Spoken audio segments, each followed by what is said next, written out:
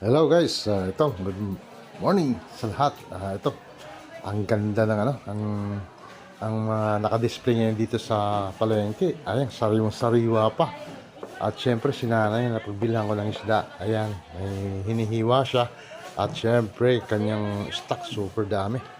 Ito yung tinatawag guys na barilis na kung saan ay mula pa ng laot, no?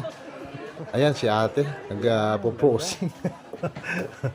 At siyempre, yung talagang sa market, makikita natin dahil bumibili ng ng isda niya.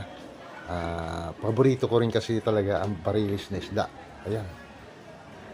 Ayan, nakahingiti pa siya.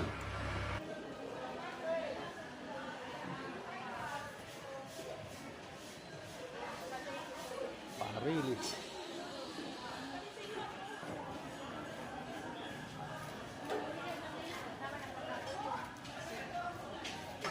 At ito siyempre, kasi naman pagka yung ganitong mga oras ng umaga, makikita natin talagang maraming naka-stock na isda mula pa sa laot. Ayan. At isa pa dito na napapansin natin guys, sa unti-unti na dumaraming tao sa palengke.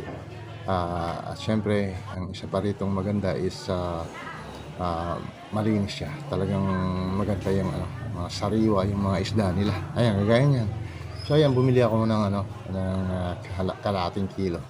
So yan, bangus at saka yung parilis ang pinili ko. So yan lang guys. Kita-kits muli tayo. Bye!